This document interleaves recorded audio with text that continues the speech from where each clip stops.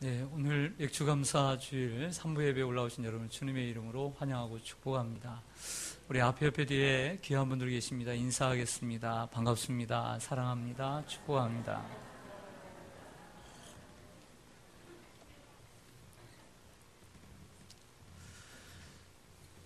어느 분의 카카오 스토리에서 제가 가져온 글입니다. 제목 1년간 날씨 조정 능력을 받은 사람.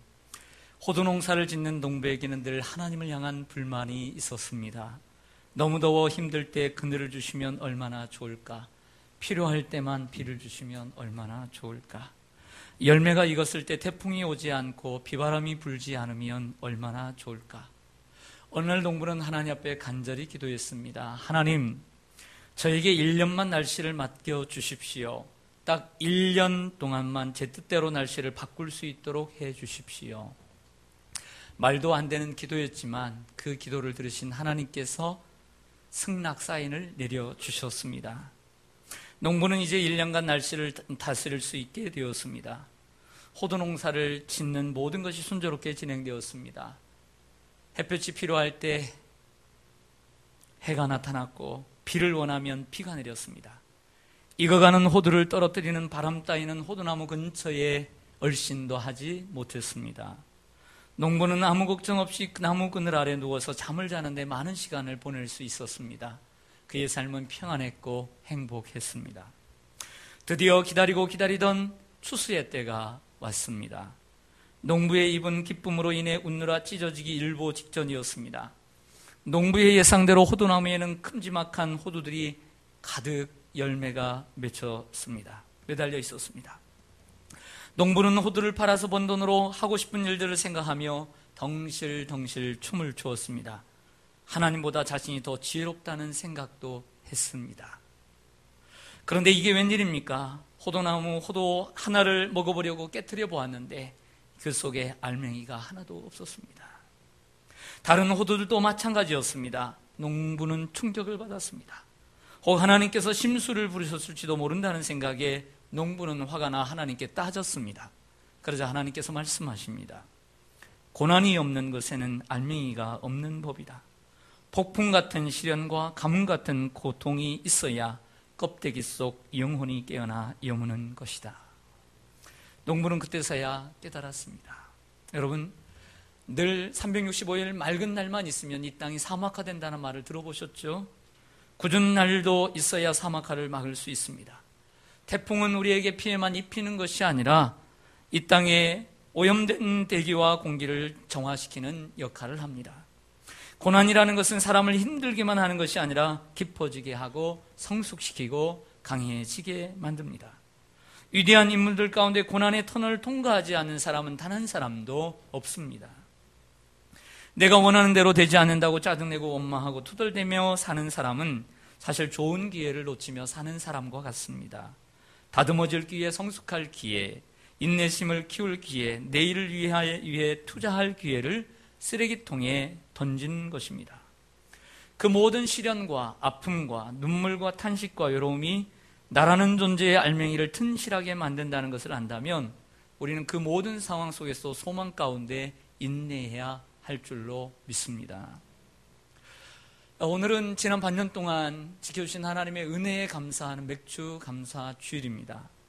우리도 때로는 호두 농사를 짓는 농부처럼 내가 원하는 대로 모든 일들이 이루어지기를 원했습니다.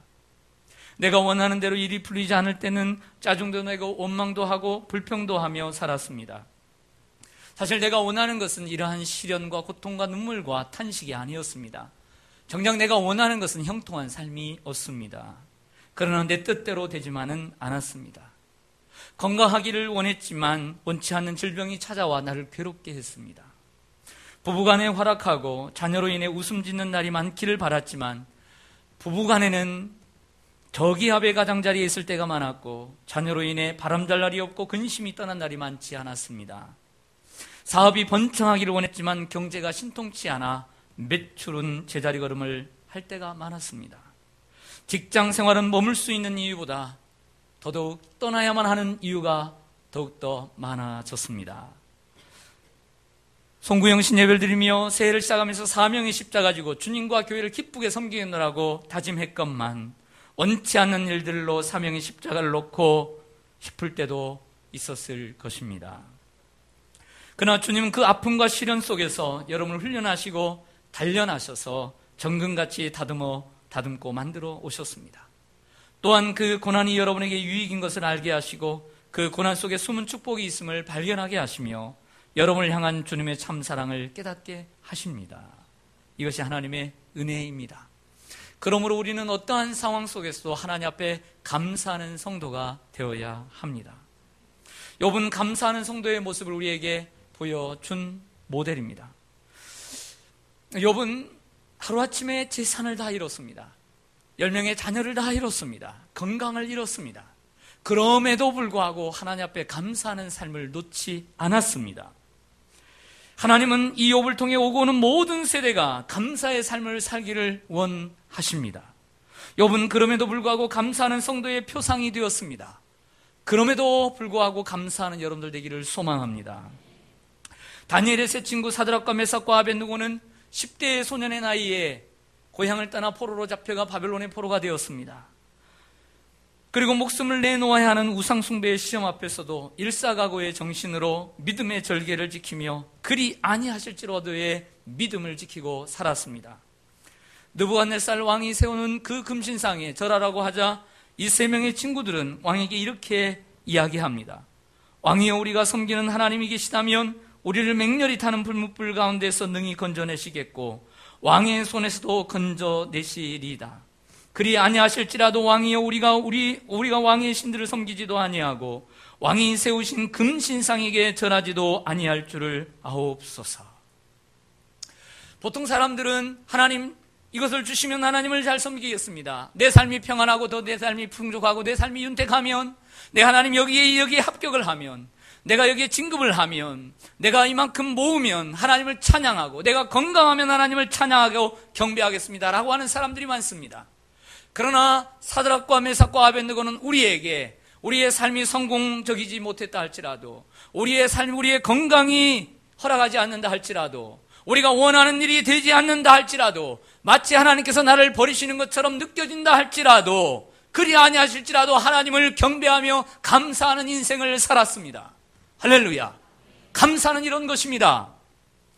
많이 주고 허락하고 성공을 주고 행복을 준들 누가 감사하지 않겠습니까? 다 감사할 것입니다. 원하는 대로 다 되면 감사할 것입니다. 그러나 원하는 대로 되지 않아도 감사할 줄 아는 성도, 하나님을 중심으로 바라보는 성도, 하나님이 나에게 이렇게 해주지 않아도, 교회가 나에게 이렇게 해주지 않아도, 내가 원하는 대로 되지 않아도 나는 교회를 섬기며 나는 하나님을 섬기며 내 평생 주님을 버리지 않겠노라고 고백할 수 있는 이러한 믿음이 진정한 감사인 것입니다. 다니엘은 기도하면 사자굴 속에 들어가는 줄을 알면서도 예루살렘을 향하여 열린 창에서 전에 행하던 대로 하루에 3번씩 무릎을 꿇고 하나님 앞에 기도하되 하나님 앞에 감사하며 기도하였더라. 하나님께 감사하였다라고 했습니다. 다니엘은 믿음의 시련 앞에서도 감사할 줄 알았고 어떠한 상황 속에서 감사를 잊지 않았으며 죽음 앞에서도 감사할 줄 아는 감사의 사람, 감사의 달인이었습니다. 주님을 내가 믿는데 왜 이렇게 내가 십자가를 져야 합니까? 내가 주님을 이렇게 잘 섬기는데 왜 나에게 이렇게 고난을 줍니까? 그러지 않았어요. 도리어 그 가운데서도 감사하며 그 시련을 이겨내는 감사의 사람이 된 줄로 믿습니다. 여러분들은 어떻습니까? 그러나 우리의 삶에는 항상 어려움만 있었던 것은 아닙니다. 생각보다 잘 될 때도 있었으며 내가 노력한 그 이상으로 하나님 복을 주신 적도 적지 않습니다. 형통한 날도 얼마든지 있었습니다. 웃는 날도 많았으며 행복한 날도 있었습니다. 배부를 때도 얼마든지 많았으며 먹고 마시는 것을 걱정하지 않고 지낸 날도 여러 날 있었습니다. 아플 때만 있었던 것은 아닙니다. 그 아픔이 내 몸에서 떠나가고 많은 날 동안 건강하게 지내기도 했습니다. 그래서 가고 싶은 장소에 갔으며 하고 싶은 일을 했으며 만나고 싶은 사람을 만났으며 쉬고 싶은 만큼 쉬기도 했습니다. 사람들과의 관계가 항상 나빴던 것만은 아닙니다. 불화할 때도 있었지만 관계가 호전되고 회복되어지며 소통이 이루어지고 원만한 관계가 형성되기도 했습니다. 이 모든 것이 하나님의 은혜입니다. 우리의 삶에는 이처럼 욥과 사드락과 메삭과 아벳느고와 그리고 다니엘처럼 하나님 앞에 감사하지 못할 수 있는 환경만 있었던 것이 아니라 되돌아보면 하나님의 은혜가 넘치는 삶이 우리에게 있었습니다. 그럼에도 불구하고 우리가 하나님 앞에 감사하지 못한다면 욥과 사드락과 메삭과 아벳느고와 욥 앞에서 우리는 고개를 들지 못하는 부끄러운 사람이 될 것입니다. 그러므로 우리는 더욱 감사하는 사람이 되어야 합니다. 저는 오늘 시편 13편을 오늘 본문으로 삼았습니다. 오늘 이 본문으로 삼은 이유는 제가 작년에 맥주감사주일 시작하면서 또 우리 교회는 반년을 시작하면서 여름 특별 새벽 붕회를 시작을 하는데 무덥고 더운 여름날 이 시편의 숲속에서 주님의 은혜 가운데 쉼과 힘을 얻도록 시편 말씀을 준비를 했습니다. 그래서 작년 이맘때에 1년 전에 시편 1편을 맥주감사주일날 설교를 하고 바로 그 다음날 월요일 특세부터 시편 2편부터 12편까지 10하루 동안 말씀을 강의했습니다. 1년이 지나 올해도 시편 13편부터 말씀을 전하기로 마음먹고 오늘 이 13편을 묵상하는 가운데 맥주감사주일에 오늘 이 감사주일에 할 수 있는 설교라고 생각을 하고 그리고 확신을 갖고 오늘 준비를 했고 내일부터는 시편 14편부터 여러 하루 동안 24편까지 새벽에 주님의 말씀을 묵상하고 또 암송하면서 또 하반기를 또 시작하려고 마음을 먹었습니다. 그래서 오늘 본문의 말씀을 선택을 했습니다. 오늘 이 다윗의 시편 속에 이 다윗이 우리들에게 어떻게 감사해야 되는가를 분명히 가르쳐주고 있습니다. 첫째로 다윗은 우리에게 이렇게 말합니다. 고난이 길어도 감사하라고. 따라가겠습니다. 고난이 길어도 감사하자. 1절과 2절입니다. 시편 13편 1절과 2절. 여호와여 어느 때까지니까? 시편 13편의 트레이드 마크는 어느 때까지입니까? 어느 때까지입니까? 라고 하는 시편은 시편 13편입니다. 이것을 기억하면 연상을 해야 할 수 있습니다. 여호와여 어느 때까지니까? 나를 영원히 잊으시나이까? 주의 얼굴을 나에게서 어느 때까지 숨기시겠나이까? 나의 영혼이 번민하고 종일토록 마음에 근심하기를 어느 때까지 하오며 내 원수가 나를 치며 자랑하기를 어느 때까지 하리이까? 저를 보시죠. 다윗은 하나님이여 어느 때까지입니까? 이 적은 두 절 속에 두 번씩이나 그래서 반복해서 4번에 걸쳐서 하나님 언제까지입니까? 라고 탄식하며 기도하고 있습니다. 이것은 시인의 고난이 길었다는 것을 우리에게 의미합니다. 하나님께 기도했건만 응답은 없고 원수들은 가면 갈수록 기세가 등등하고 자신은 한없이 바닥으로 추락하고 있음을 말해줍니다. 여러분들은 오래 참으십니까? 여러분들의 인내심은 어디까지입니까? 여러분들의 인내 지수는 어느 정도입니까? 한국 사람들은 급합니다. 그 외국에 나갔어도 한국 사람들은 금세 알아봅니다. 여행의 스케줄 때문에 항상 입에 빨리빨리를 달고 살기 때문입니다. 저도 남들보다 성격이 급한 사람입니다. 인내심이 약한 사람입니다. 공공장소에서 기다리는 것을 잘 못합니다. 약속 시간을 보고 오랫동안 사람을 기다리지 못합니다. 은행에 들어가 번호표를 뽑고 기다리죠. 참 그것도 답답한 일입니다. 영화를 보기 위해 극장에 가서 번호표를 뽑고 기다리는 것도 쉬운 일이 아닙니다. 그런데 운전을 많이 하시죠. 주말이나 혹은 명절 때 고속도로에 진입을 합니다.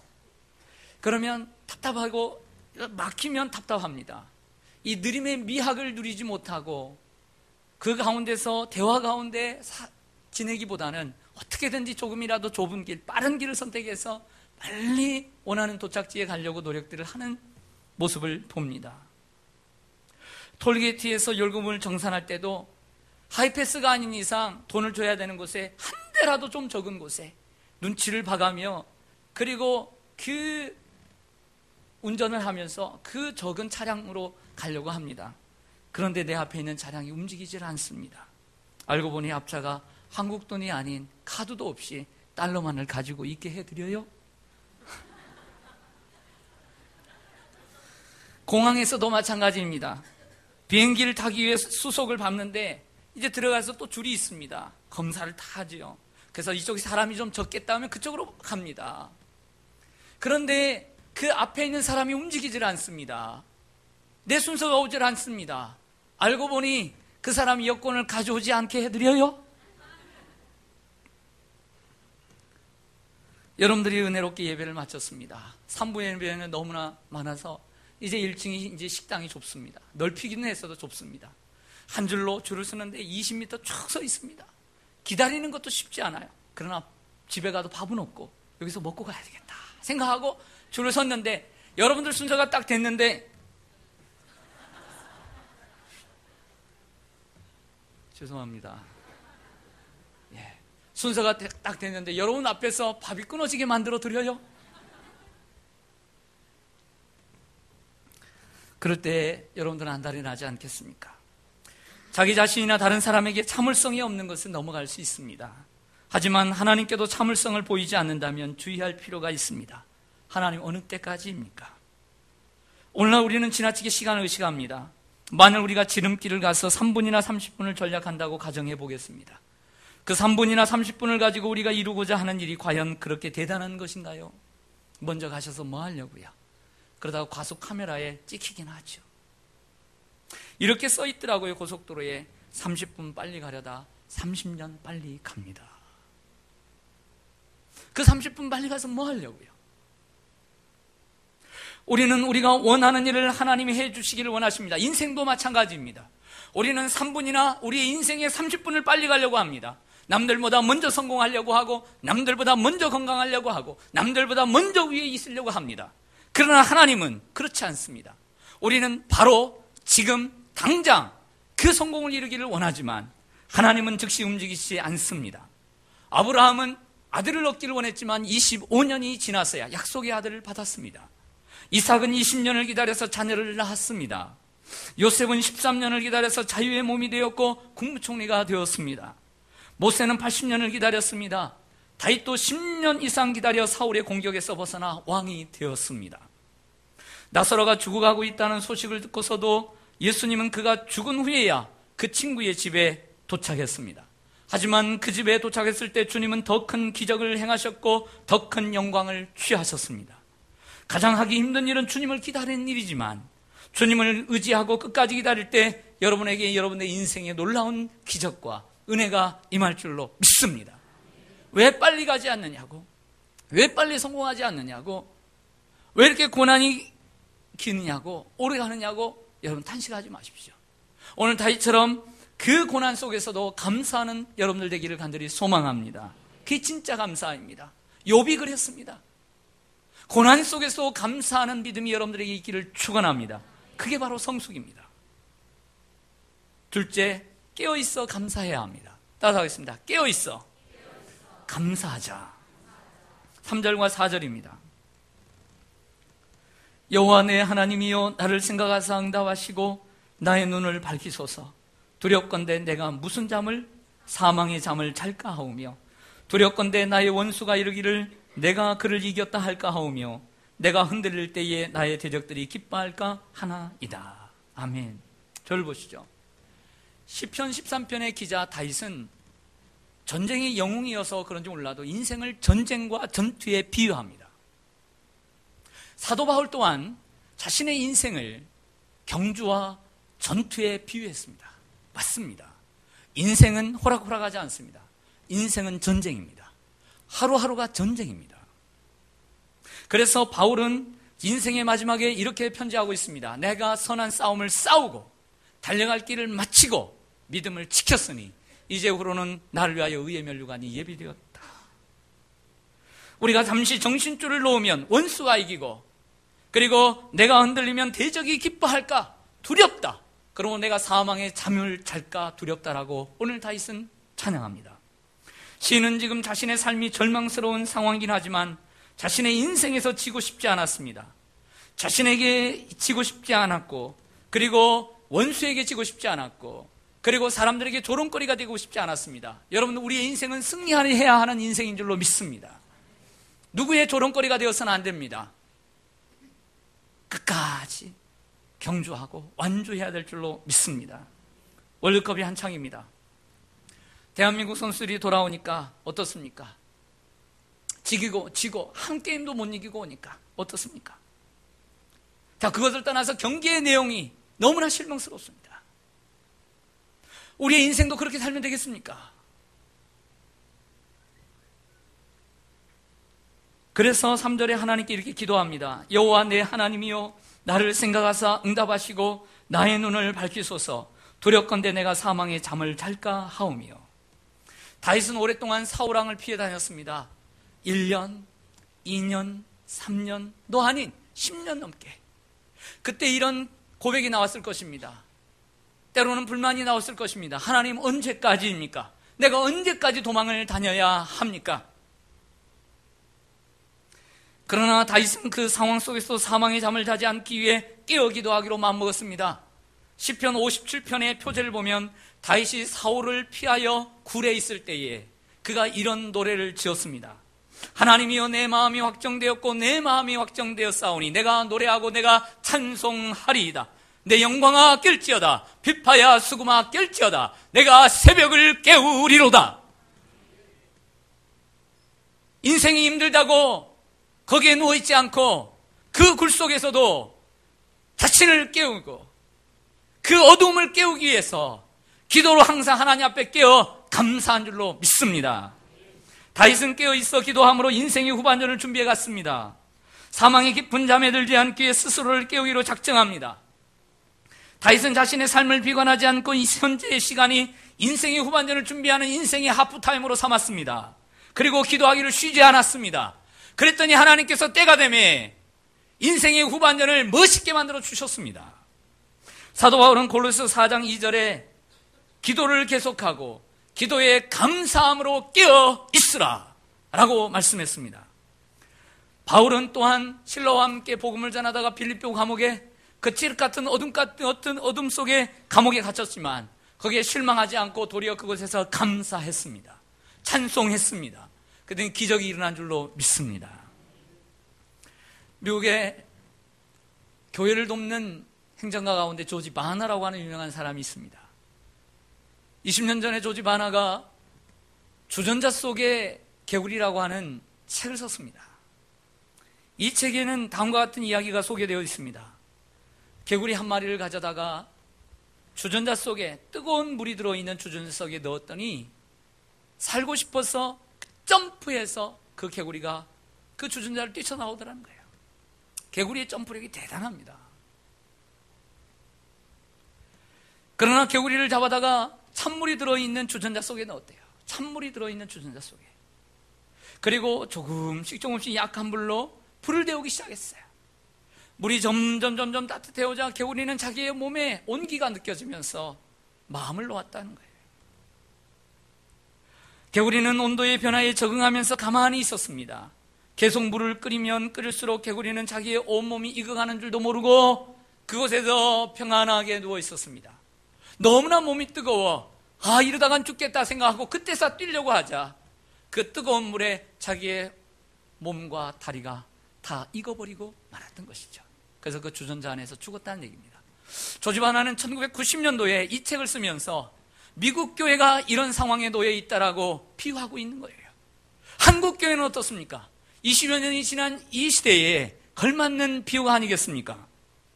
편하다고 깨어있어 기도하지 않으면 우리도 개구리 꼴이 될 수 있습니다. 몸을 피곤하게 하는 것이 건강에는 유익한 것입니다. 제가 운동에 대한 이야기를 하니까 어떤 분이 그러더라고요. 제가 이런 얘기를 했습니다. 옛날에는 잘 먹고 잘 먹지 못했겠지만 그래도 옛날에는 배 나온 사람도 없고 우리 어릴 때 보면 요즘 운동해야 된다고 동네 한 바퀴 도는 사람도 없었는데 요즘은 온통 건강을 지키기 위해서 걷고 뛰고 그리고 운동하고 헬스하는 사람이 이렇게 많은지 모르겠다고. 그러니까 이분이 하는 얘기가 옛날에는 웰빙 음식을 먹어서 그렇대요. 왜냐하면 옛날에는 고기를 1년에 가도 몇 번 먹기도 힘들었고 그리고 그때 먹었던 음식들이 지금 우리가 먹고 싶은 건강을 위해서 먹는 웰빙 음식이었다는 거예요. 맞다 이런 생각을 했어요. 여러분 건강을 지키기 위해서는 먹고 쉬고 먹고 눕고 먹고 앉고 이러면 안 돼요. 건강을 지키기 위해서는 먹었으면 소화를 시키기 위해서 살이 찔까 봐 걱정이 돼서 30분을 동네 한 바퀴 돌고 1시간을 동네 한 바퀴 돌아야 돼요. 몸의 건강을 위해서는 몸을 피곤하게 해야 돼요. 맞습니까? 안 맞습니까? 확실하게 대답하세요. 예. 여러분들 그렇게 노력하면서 대답 안 하면 거짓말하는 자입니다. 어때요? 몸을 피곤하게 해야 건강이 좋은 거죠? 맞죠? 신앙도 똑같아요. 신앙도 똑같더라고요. 내가 오늘 피곤하다고 주일을 빼먹고, 내가 피곤하다고 금요기도에 나오지 않고, 좀 더 피곤하고 내가 나이가 들었다고 내가 피곤하다고 새벽기도 안 나오고, 봉사하지 않고 섬기지 않고, 오늘 좀 쉬겠다 하면 몸은 편할지 모르지만 영혼은 피폐해가는 거예요. 영혼의 근육이 없어진 거예요. 왜 이걸 몰라요? 왜 이걸 몰라요? 여러분들의 몸의 근력의 상태는 어떤 것 같아요? 그럼 영혼의 상태는 어떤 것 같아요? 나중에는 성경도 놓고 기도도 있고, 기도할 줄도 모르고, 성경이 어디 있는가 암송한 구절도 잊어버리고, 성경 하도 잊어버리니까 성경이 어디에 붙어있는지도 모르고, 이런 상황까지 될까봐 두렵지 않습니까? 사탄 마귀가 여러분들을 조롱하며 참 잘했다, 잘됐다, 이렇게 기뻐하는 걸 원하십니까? 내가 사망의 잠을 잘까 두렵습니다. 이렇게 경각심을 가져야 될 줄로 믿습니다. 다윗처럼 사망의 잠을 취하지 않도록 자신을 깨우고, 가정을 깨우고, 교회를 깨우고, 사회를 깨우고, 나라와 민족을 깨우는 기도의 사람이 되기를 주님의 이름으로 간절히 축원합니다. 셋째, 다윗은 이러한 상황 가운데서도 하나님 앞에 무엇을 감사해야 될 것인가를 보여줍니다. 5절과 6절입니다. 나는 오직 주의 무엇을 의지하여 싸우니, 사랑을 의지하여 싸우니, 나의 마음은 주의 무엇을 기뻐하리이다, 구원을 기뻐하리이다. 내가 여호와를 찬송하리니 이는 주께서 내게 무엇을 베푸심이로다. 그렇습니다. 다윗은 그 고난 속에서도 하나님의 사랑을 의지하고 신뢰하겠다라고 마음먹습니다. 그리고 하나님께서 나에게 베푸신 그 구원에 내가 기뻐하겠습니다라고 얘기합니다. 그리고 지금까지 하나님께서 나에게 베풀으신 은덕을 찬송하겠다라고 얘기합니다. 하나님이 받으시는 그 지극히 아름다운 감사는 무엇입니까? 우리가 예물을, 맥주감사 예물을 하나님 앞에 드리는 것도 하나님 기뻐하시겠지만, 그것보다 하나님을 더욱더 사랑하며 내가 하나님을 신뢰하며 인생을 살겠습니다, 지금까지 나에게 베풀으신 그 구원의 은총에 감사하는 그 감사, 지금까지 나에게 은덕을 베푸신 그 은혜에 오늘 하나님 앞에 지극히 그냥 아름다운 곡조로, 그냥 아름다운 찬양이 아닌 우리의 마음속 깊은 곳에서 흘러나오는 진정한 감사가 하나님이 받으시는 가장 거룩하고 아름다운 예물이 될 줄로 믿습니다. 비록 조금의 기술은 부족하다 할지라도 우리의 마음이 중요한 거죠. 이것이 우리가 하나님 앞에 드려야 될 감사요 사역입니다. 고용원 선교사님이라는 분이 계십니다. 참으로 하나님 앞에 영광을 받아서 참 좋은 곡들을 많이 만드셨습니다. 지난 특세 동안 제가 주제송으로 불렀던 찬송의 한 절반 정도도 고용원 선교사님이 작사 작곡한 곡입니다. 오늘 5절과 6절의 말씀을 읽으면서, 그리고 설교를 준비하면서 생각나는 찬송이 있었습니다. 오직 주의 사랑에 매여. 제가 가사를 한번 읽어드릴게요. 오직 주의 사랑에 매여 내 영 기뻐 노래합니다. 이 소망의 언덕 기쁨의 땅에서 주께 사랑 드립니다.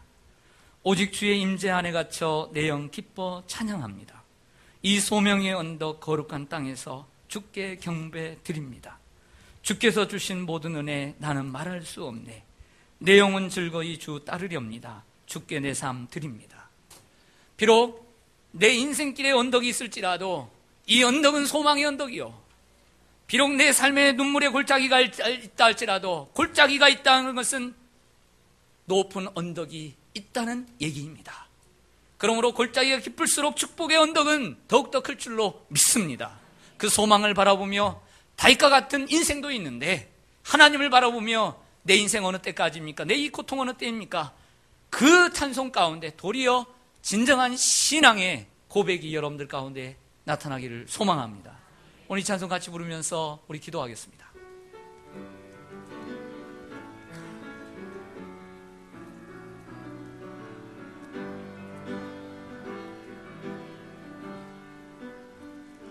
오직 주의 사랑에 매여 내 영 기뻐 노래합니다. 이 소망의 언덕 기쁨의 땅에서 주께 사랑드립니다. 오직 주의 임재 안에 갇혀 내 영 기뻐 찬양합니다. 이 소명의 언덕 거룩한 땅에서 주께 경배드리. 다시 한번 합니다. 오직 주의 사랑에 매여 내 영 기뻐 노래합니다. 내 소망의 언덕 기쁨의 땅에서 주께 사랑드립니다. 오직 주의 임재 안에 갇혀 내 영 기뻐 찬양합니다. 이 소명의 언덕 거룩한 땅에서 주께 경배드립니다.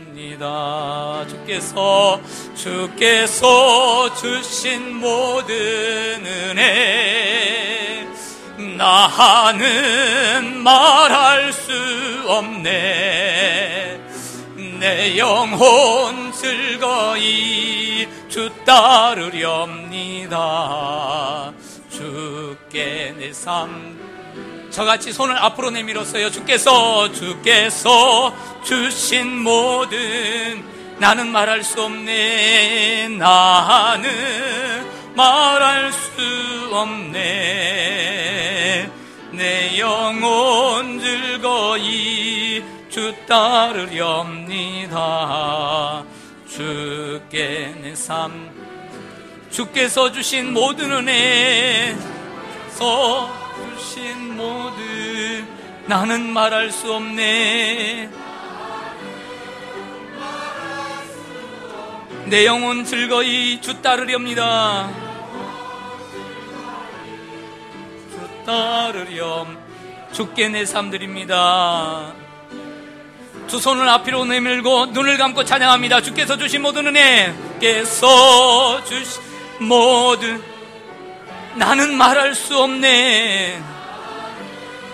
말할 수 없네. 내 영혼 즐거이 주 따르렵니다. 이 주 따르렴. 주께 내 삶 드립니다. 여러분 이 시간 합심으로 기도하기를 원합니다. 다윗은 고난이기로도 감사했습니다. 그리고 잠자지 않고 사망의 잠을 자고 원수에게 노리개감이 되고 조롱거리가 될까봐 인생의 후반전을 위해 깨어있어 기도하며 감사했습니다. 하나님의 사랑에 감사하고 또 주님의 구원의 능력에 구원의 은혜에 감사하며 하나님께서 베푸신 그 은덕에 감사하며 찬양하며 드리기를 원합니다. 어려운 일도 많았지요. 여러분들 힘드시죠? 그러나 조금만 더 참으세요. 그 고난이 끝이 옵니다. 인생의 후반전을 위해 이번 여름 특세에 하프타임을 삼고 감독 대신 우리의 인생의 주인 되신 주님의 지도를 받고 후반전을 열심히 살아가기를 여러분들 되기를 원합니다. 멀리 계신 분들이라도 기도하시고 가까운 곳에 기도하시고 나오실 수 있는 분은 최선을 다해서 나오시고 여러분들이 한마음 한뜻 모아주시면 어느 곳에 있든지 하나님의 능력이 나타날 줄로 믿습니다. 하나님이 함께 하시고 우리가 함께 하겠습니다. 주여 한번 부르시고 기도합니다. 주여